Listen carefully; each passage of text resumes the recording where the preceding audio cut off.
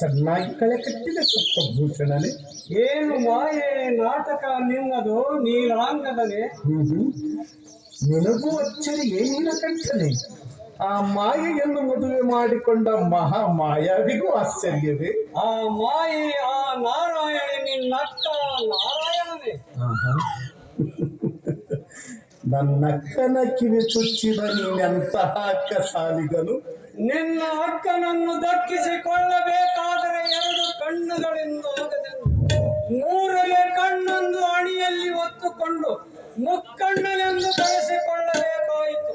ಇರಲಿ ಹರಿಯೇ, ಆ ಶಿಬಿರವನ್ನು ಬಿಟ್ಟು ಈ ವೈಶಂಪಾಯನ ಸರಸಿಯ ಬಳಿಗೆ ಬಂದುತ್ತೇಕೆ?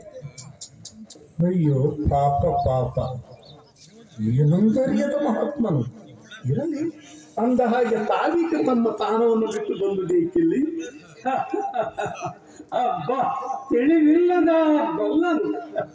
ಓ ಗೊಲ್ಲನ ಮಾವನೇ, ಈ ಗೊಲ್ಲನ ಗತ್ತು ಗೊತ್ತುಂಟು ಗೌರಿ ವಲ್ಲಭನಿಗೆ, ಆದರೆ ಗೌರಿ ವಲ್ಲಭನ ಗತ್ತು ಮಾತ್ರ ಗೊತ್ತಾಗದ ಈ ಗೊಲ್ಲನಿಗೆ. ಆ ಗೌರಿಯೇ ನನ್ನನ್ನು ಕಳಿಸಿಕೊಟ್ಟಳಿಲ್ಲಿಗೆ. ನಿನ್ನಕ್ಕ ನಾರಾಯಣಿಯನ್ನಲ್ಲದೆ ಎಲ್ಲರೂ ಕೆರಳಿಸಬಲ್ಲರು ಸೃಷ್ಟಿ ರಸವನ್ನು ನನ್ನ ಕಂಠದಲ್ಲಿ. ಓ ವೈಶ್ಯ ಕುಲ ತಿಲಕನೇ, ಸಾವಿರಾರು ಕಲ್ಪನೆಗಳಿಗೆ ತಪಸ್ಸಿಗೆ ಸಾಧ್ಯವಾದ ಸಾಂಖ್ಯವನ್ನು ಸಾಧಿಸಿಯನು ಅಶ್ವತ್ಥಾಮ. ತನ್ನ ಅನಂತ ಜನ್ಮಗಳ ಪುಣ್ಯದ ಬಲದಿಂದ ಆತನೀಗ ತಪ್ತ ತೇಜ ಪಿಂಡಾಂಡ, ಆ ತಪ್ತ ಬೇಜ ಪಿಂಡಾಂಡದಿಂದ ಹೊರಹೊಮ್ಮಿದ ತಪನ ಕಿರಣಗಳು ಹೊಡೆದವು ಕೈಲಾಸವನ್ನು.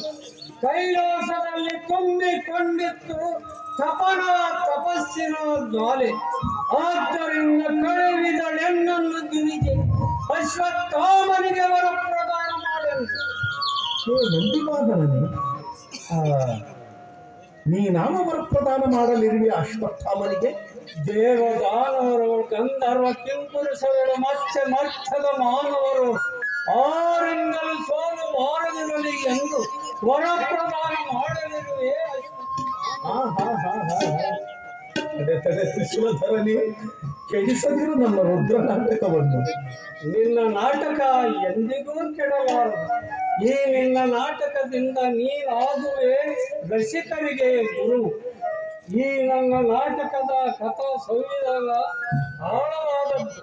9 ರಸಗಳಿಂದ ತುಂಬಿದ ರಸ ಸೃಷ್ಟಿ, ರಸಿಕರಿಗೆ ಸಂತೃಷ್ಟಿ.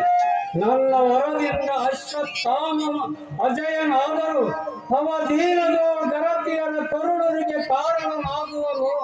ಅಂದೇ ಅವನಿಗೆ ಸೋಲು ಸಿದ್ಧ. ಓ ಕೃಷ್ಣ, ನೀನು ರಚಿಸಿದ ರಕ್ತರಾತ್ರಿ ನಾಟಕ ಸಫಲ.